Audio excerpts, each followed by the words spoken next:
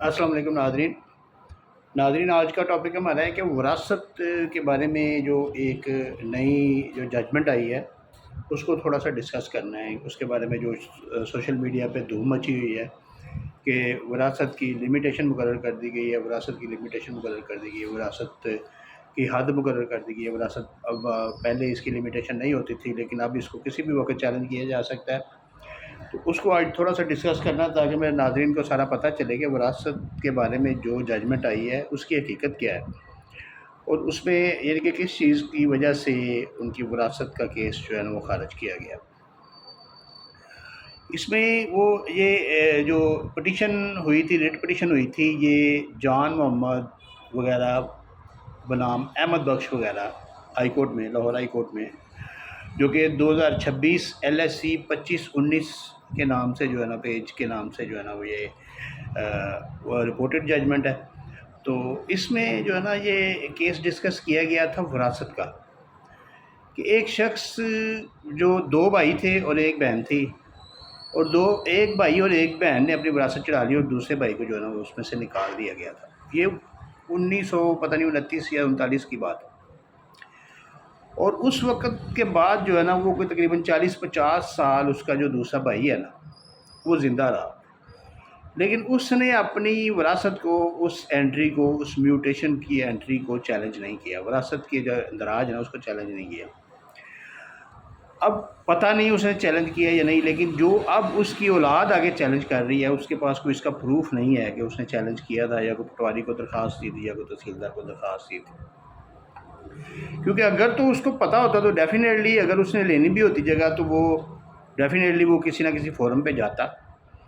لیکن وہ جو ان کا پردادا یا دادا تھا جو بچوں کا آگے، وہ کسی فورم پہ نہیں گیا، اور نہ اس نے اس میوٹیشن کو، اس وراثت کی میوٹیشن کو چیلنج کیا. ہو سکتا ہے اس میں بڑی پرابیبلٹیز ہو سکتی ہیں. ہو سکتا ہے وہ بالکل ان پڑھ ہو، اس کو بالکل سادہ سا شخص ہو، اس کو پتہ ہی نہ ہو اس چیز کا، اور اس کے بھائی نے اس کو دے کے رکھا ہو حصہ کہ یہ تیرا حصہ ہے، تو نے کیا لینا ہے پٹواری کے پاس جا کے. اس طرح ہی ہوتا تھا پہلے وقتوں میں، اے تیرا ہی ہے میرا ہی. تو اس طریقے سے اس کے بھائی نے آگے، اس کی اولاد نے اس کو جو ہے نا مینپولیٹ کر کے تو اس کا حصہ جو ہے نا وہ ہضم کر لیا.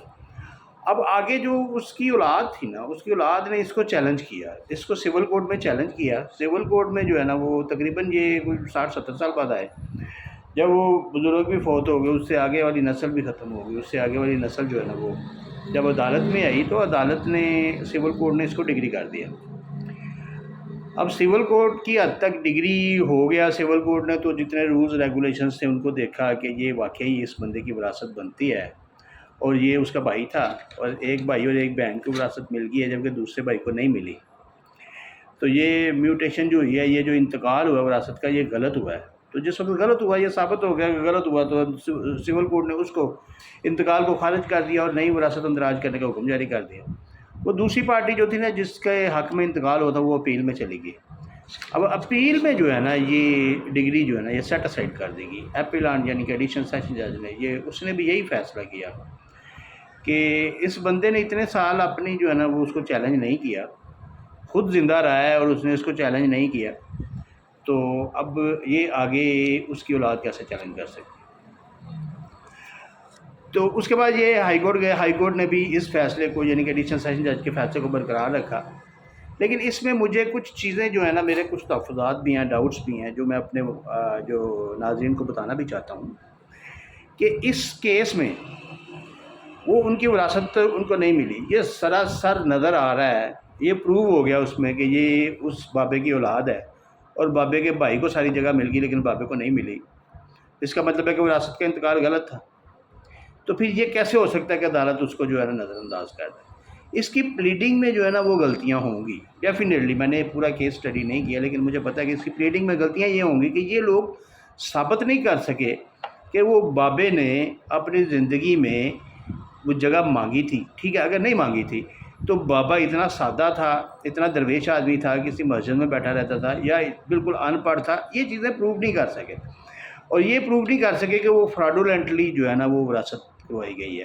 تو اس لیے عدالتوں نے یہ اس کو سمجھا کہ ہو سکتا ہے بابے نے اپنا حصہ سرنڈر کیا ہو دوسرے بھائی کے حق میں اور بہن کے حق میں، اور انہوں نے اپنے نام پہ وراثت چڑھا لی.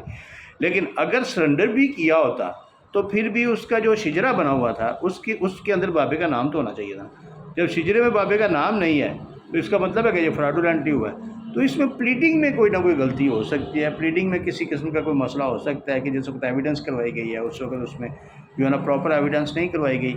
اور اسی طرح یعنی کہ اپنا جو موقف ہے نا، جو فراڈ کا عنصر ہے، اس کو صحیح ثابت نہیں کیا جا سکا.